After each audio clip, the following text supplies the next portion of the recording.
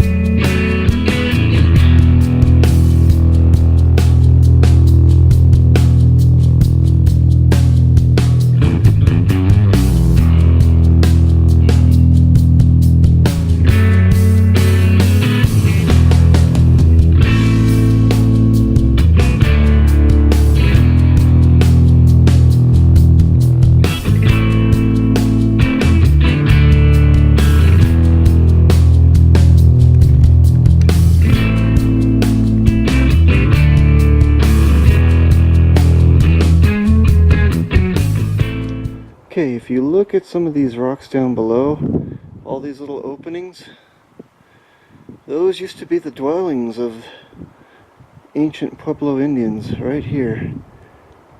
Some of the houses were 2 stories.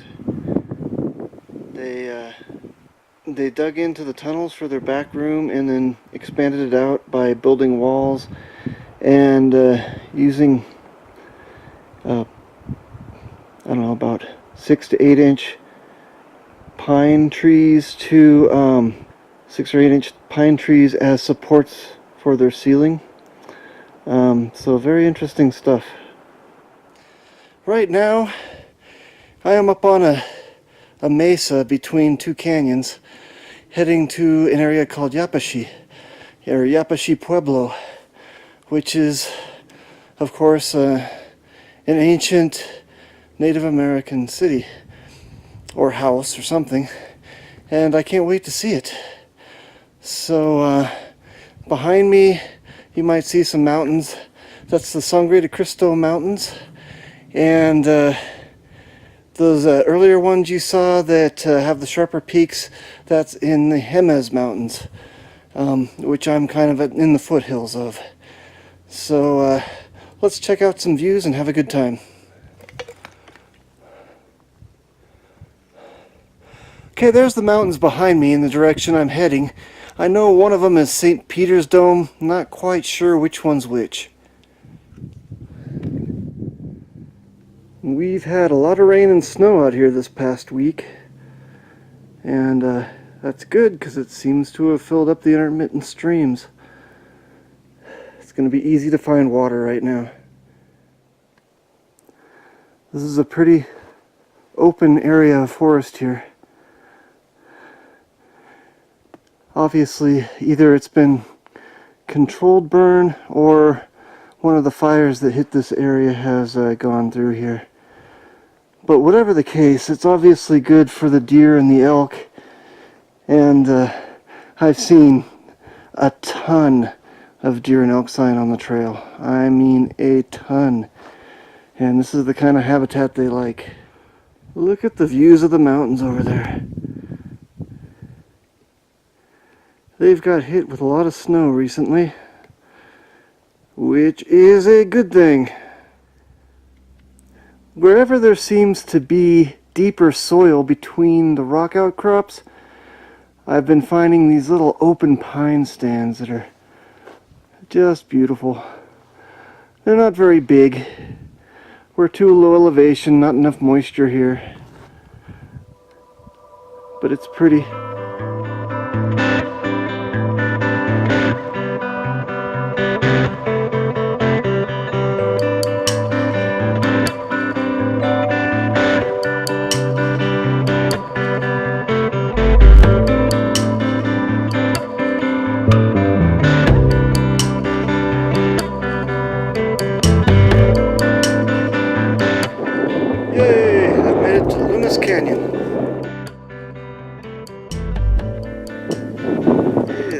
Just a rocky jumble.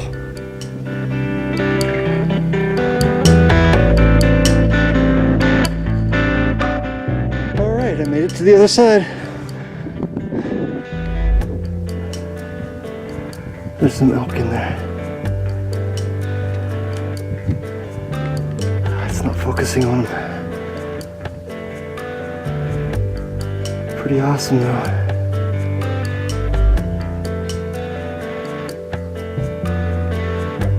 He's just standing there. There he goes. There's some right over there.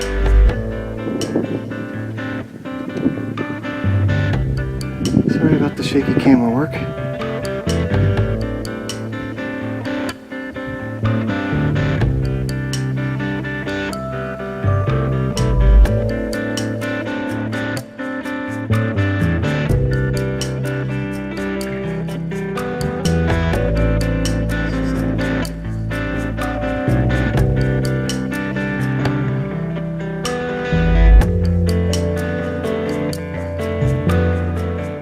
There's a whole herd of them in there. Pretty cool to see. These poor ants made their hill right on the trail.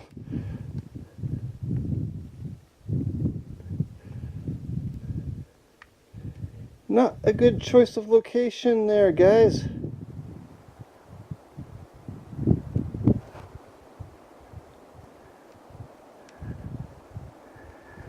This is Alamo Canyon.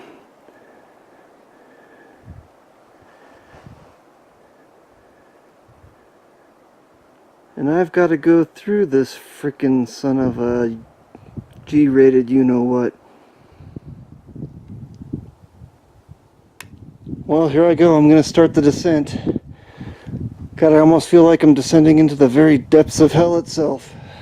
Wow, this is insane. But it's insanely beautiful, too. Gosh, just look at this.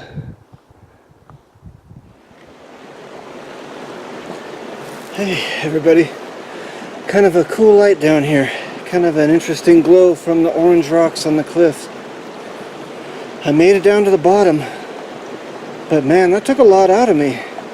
I really had to watch my step because there are rocks that are this big around that man, are just loose, and you step on them, they roll. If I didn't have trekking poles, I know I would have went down right on the rocks too. So yeah, those trekking poles saved my life probably. My legs are still shaky. That was a lot of work just to try to step carefully down step after step after step, switchback after switchback. I didn't film during it because I had to watch my step too much. But it's over. Uphill's not going to be any easier, but I've got to do it. It's almost 5 o'clock. I've got about 2.5 hours until sunset to get to zone 5. And I'm not sure how many miles I have. I have at least 3 miles, but the first mile is going to be extremely steep. We'll see how it goes. Here are the canyon walls above me.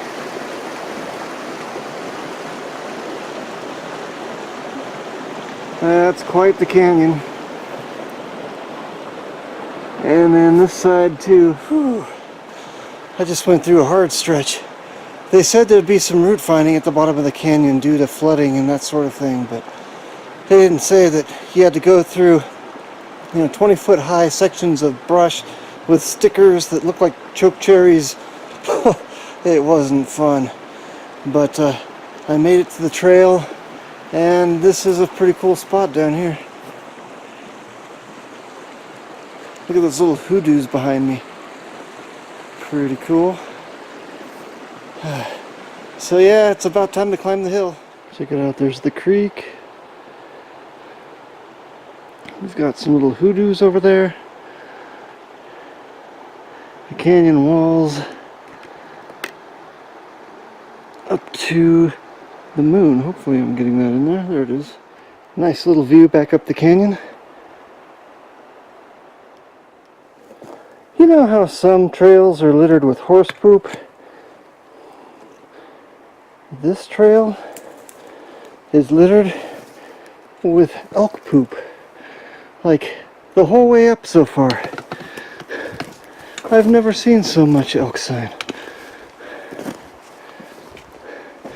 It's really quite amazing.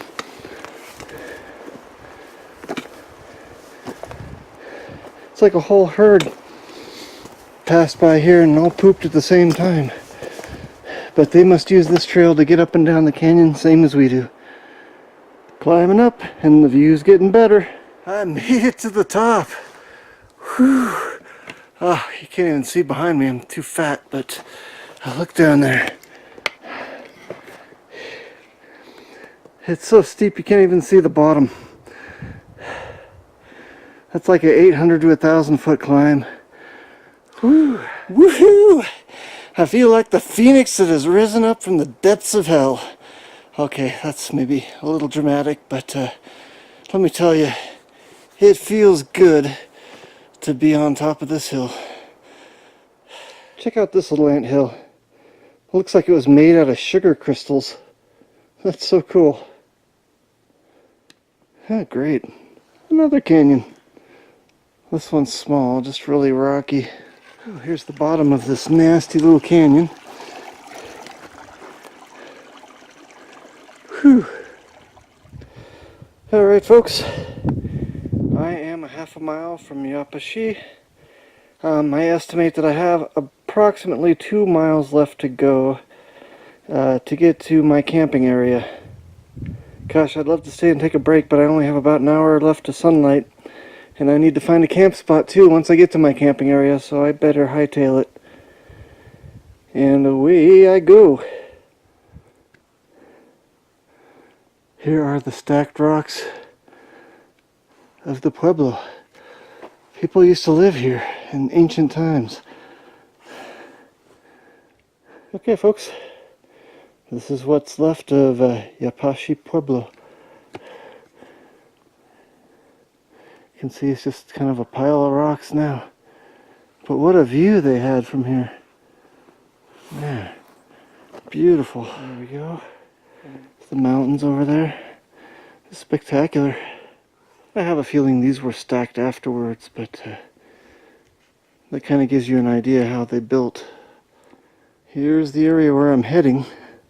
I think I have to camp on top of that mesa there somewhere. It's pretty right now, but it's going to be dark soon. Not sure really what this is. There's supposed to be a place called the Stone Lions. Maybe that's them on the ground there. Let me look around a little bit. It's supposed to be a sacred site from the Pueblo Indians. Looks like other people have walked in here. I don't know if you're supposed to walk in here or not. Wow, there's some obsidian there too. Oh yeah, I can see the lions a little bit now. Here's the head. The head.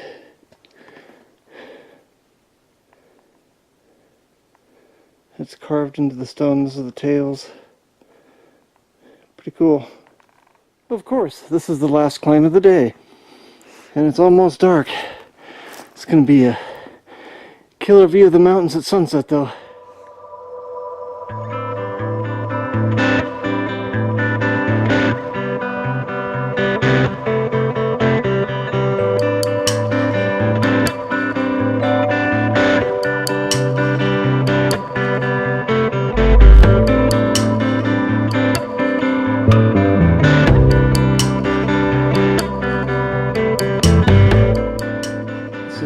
Cool little spot. Not good for camping though. Cool little stand of aspen, that cleft in the rock. I must be gaining some elevation here.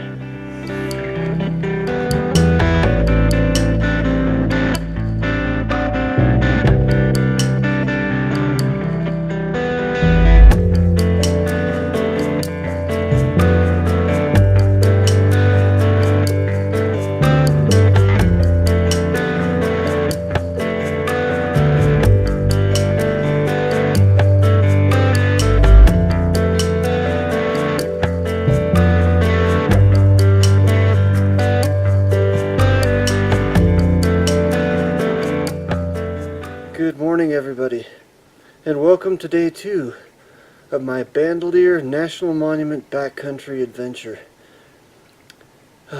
It was kind of a rough night last night, I'm not gonna lie. My legs were played out. They were cramping up, uncomfortable. I was sweaty because it was hot during the day, and it was dipping below freezing at night, and I don't think I quite made it to Area 5, but I found a place near the trail to camp, and I took it because I was done. I had no choice. And it took me a while to warm up in my 0-degree bag, so I think I was close to hypothermic too, so I'm really glad that I stopped. I had time to set up tent, make dinner, then it was 9 o'clock and I went to bed. It wasn't until maybe midnight that I started really warming up. Then I got maybe a little too hot and I had to cool off a little bit. Part of the reason I went on this trip is I wanted to test out the Gear Top 4-season tent, and man, it didn't do too well. It's not a well-designed tent. The pros of it were, because I had to set it up in the dark, it had reflective lines and reflective guidelines and reflective lines on the tent, which really helped setting it up in the dark, and even the tent stakes had reflective lines on them and that sort of thing, so I had no problem seeing what I was doing in the headlamp at night setting up that tent. So one advantage of that tent.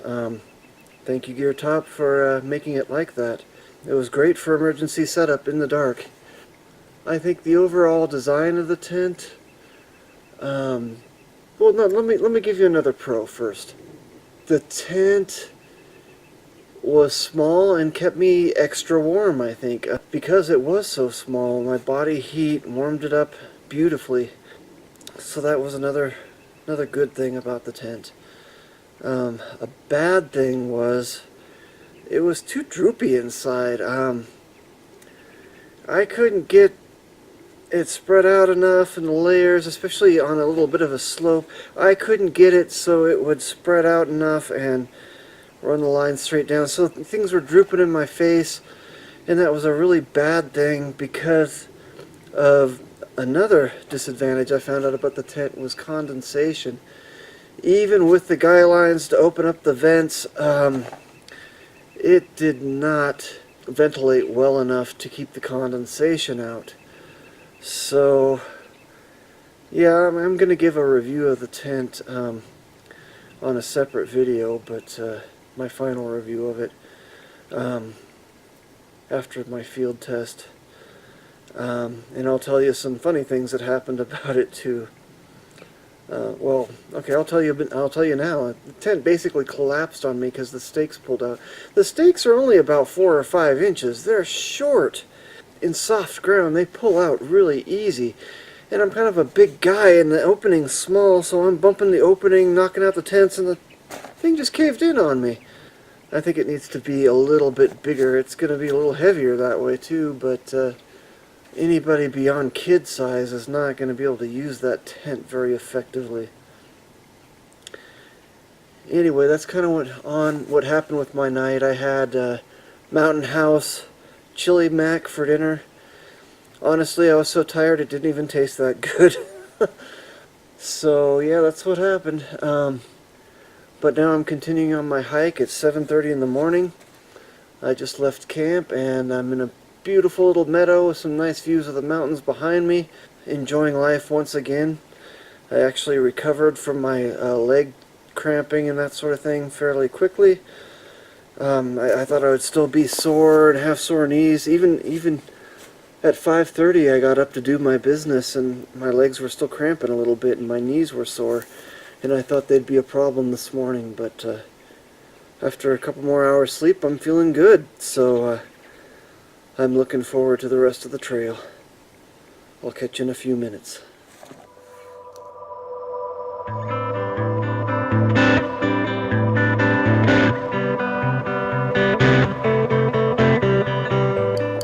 Some pretty views this morning. Those mountains over there look almost close enough that you can touch them.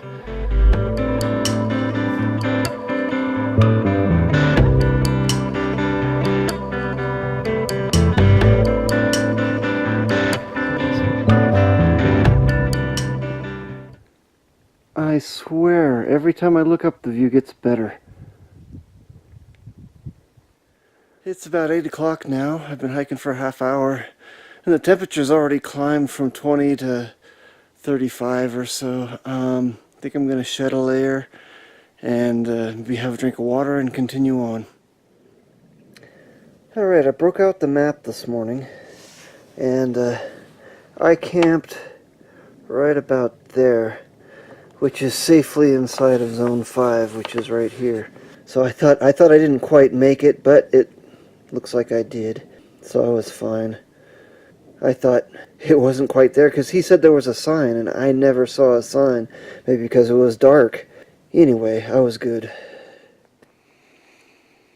Alright, I feel better now. I've been hanging out here for a while and just kind of taking care of myself. Drinking some water, I took some ibuprofen, put on some powder for my, well, you know, hikers get chafing and stuff like that.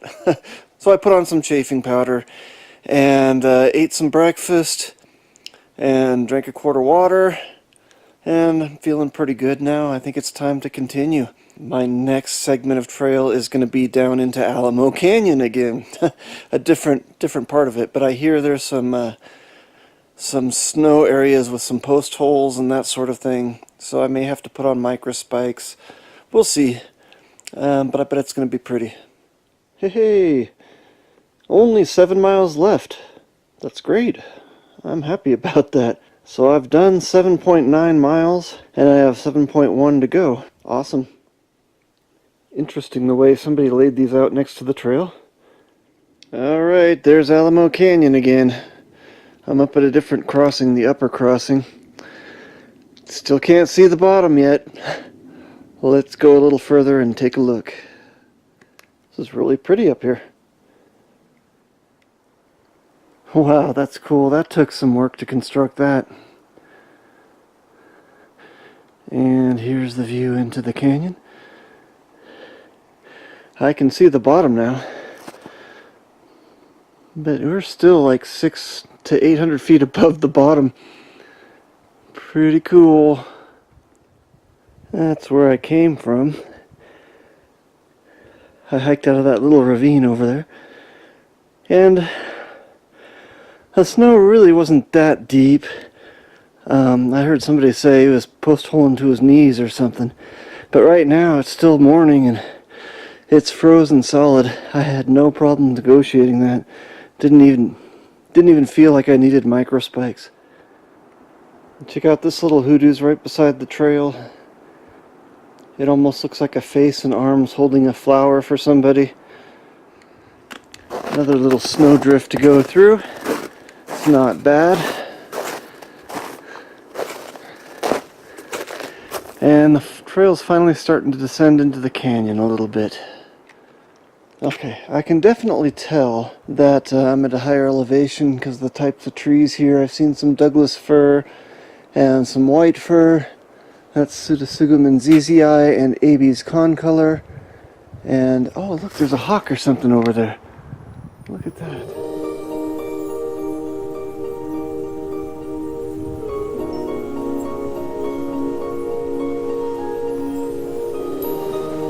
It's a beautiful bird. Wow.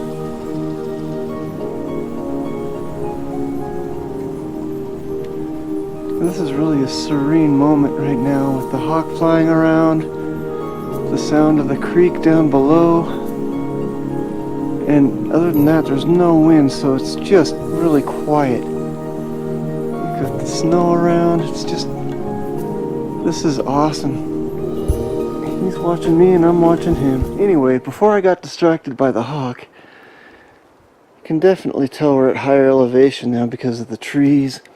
We've got a Doug fir right here, Pseudosugum zizii. We've got white firs, Abies concolor. Typical trees of higher elevation areas where it's mixed conifer. Some really pretty little rock outcrops back in here.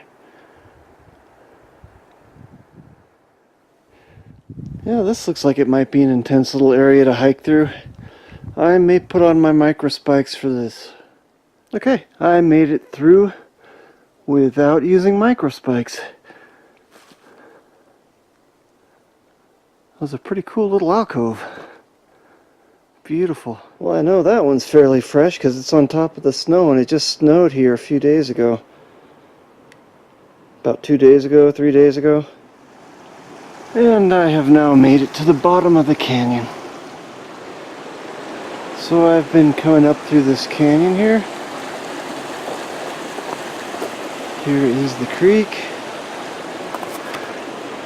And we're going up that way.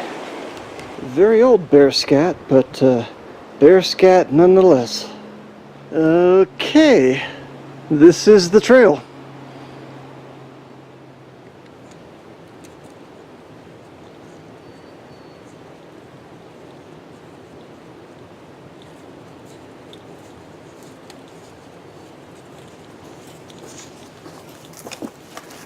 It wasn't really that bad, it just tunneled under the logs.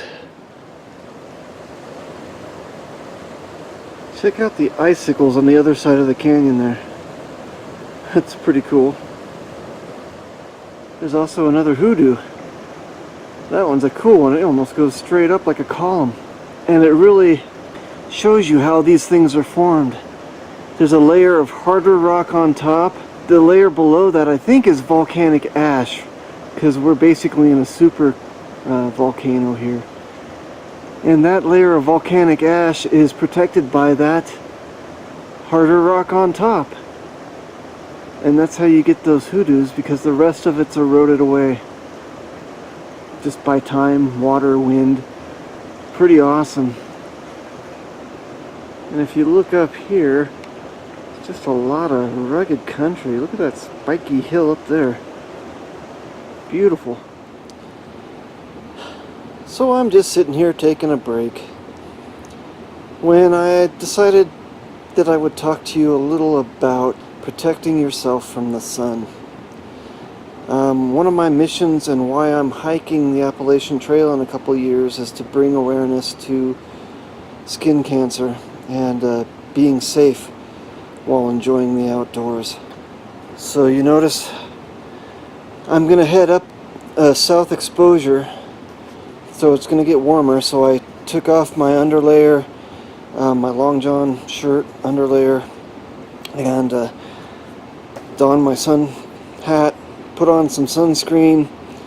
I'm doing everything I can to protect myself because I believe it was in 2010 I was diagnosed with stage 3 cancer, melanoma, right here. That was the source, right on the back of my neck, kind of where it joins the shoulder. 3 surgeries and a couple different treatments later, I'm still alive, thank God, but it's something you don't want to go through, so please, please, please protect yourself. Check it out. This rock, about the size of a Prius, fell into the trail at one time. You can barely get through there now. I haven't really climbed that far out of the canyon. I'm surprised they're allowing camping here already. Although, I don't exactly see a lot of spots here. This is an interesting section of trail right here. And it's interesting because I've seen trails like this at a place called Zenkawi. And they were made by the Pueblo Indians thousands of years ago from walking on the same path for thousands of years. It actually gets carved into the sandstone because they've walked on it so much. So this must be an ancient Native American pathway here, which is way cool. I didn't expect to see something like this here. Way cool. I am approaching the mesa top now, and this is the little valley I just walked through. Not even really a valley, just a little open area. Very pretty. And That's the canyon I just hiked out of in the distance. I now have 5 miles left. I wanted to give you guys an idea of the complete lack of sound out here.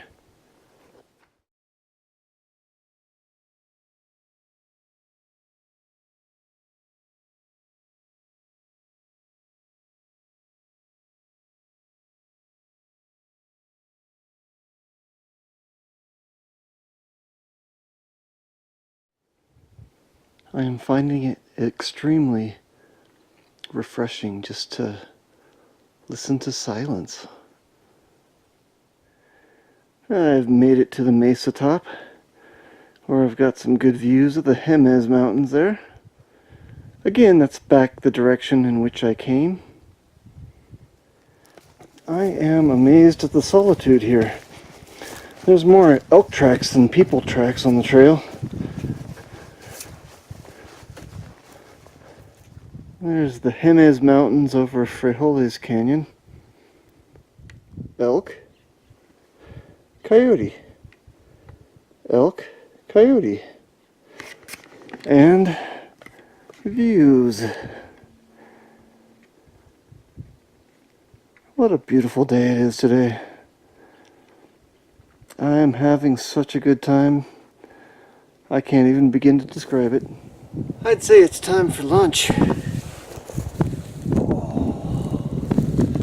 It's beautiful out here. Absolutely beautiful.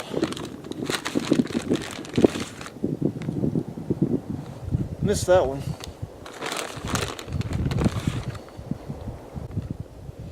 .360-degree views here. Just awesome.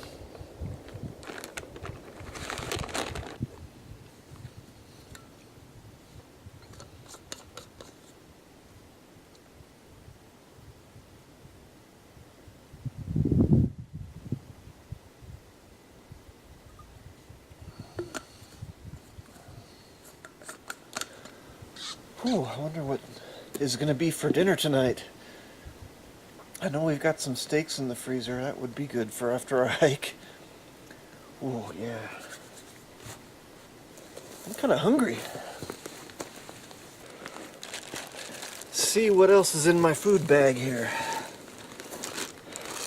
I know I've got some jerky. When you're really hungry, everything tastes amazing.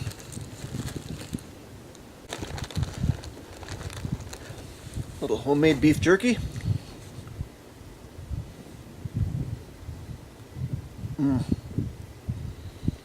Oh my gosh, that's good. It was a little frozen and crunchy this morning, much better now.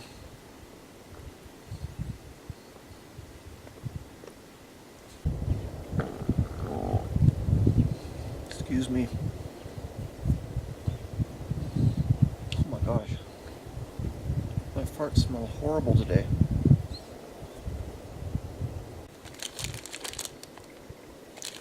Cool chocolate mint, baby. That'll be my dessert.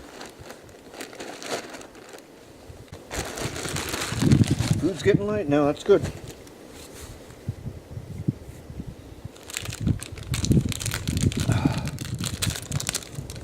Oh, this looks good.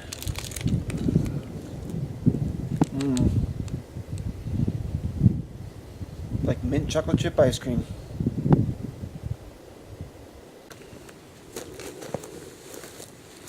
Maybe I'll check the map and see how far I have left to go.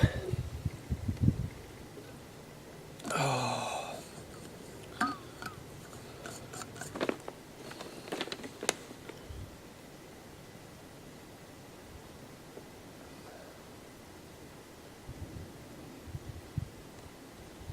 I think I only have a couple miles left.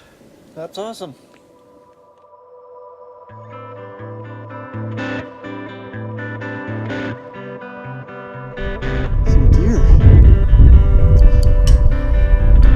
Lots of deer. I'm just following the trail. I'm not gonna hurt you.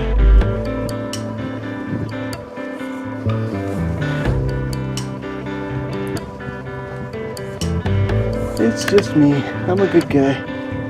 I'm a good guy. You guys are fine. You're good deer.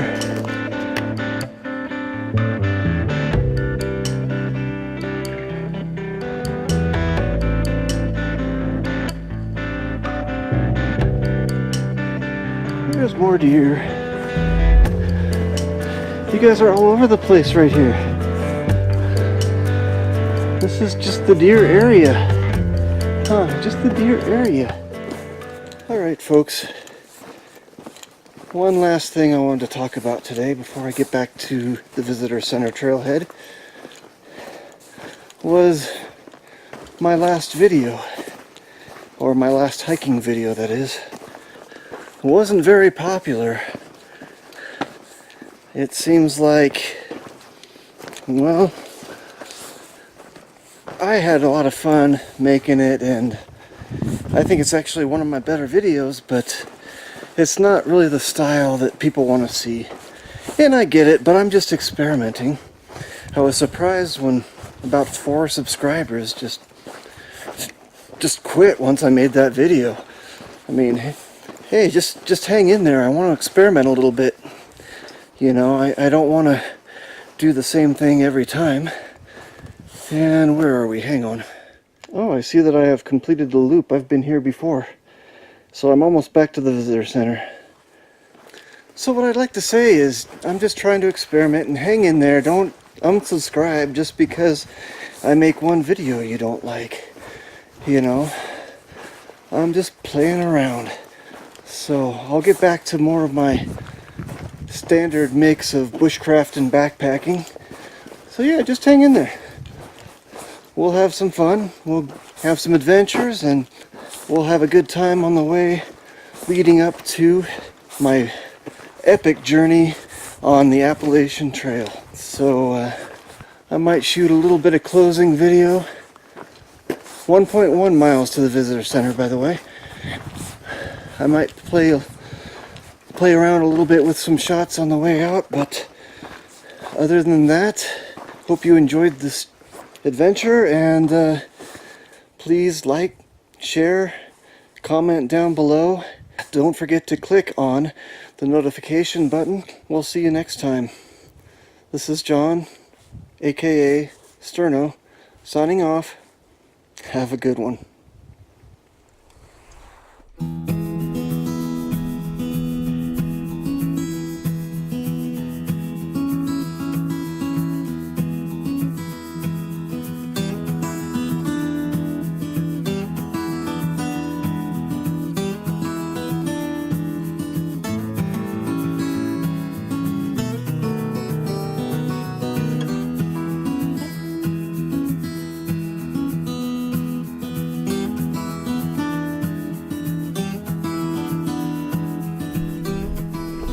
I used to be a lot more agile.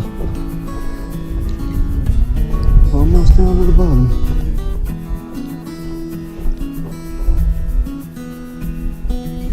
Oh, there's the trail down below. I was going to film it with the other camera. I forgot I had the GoPro on my head.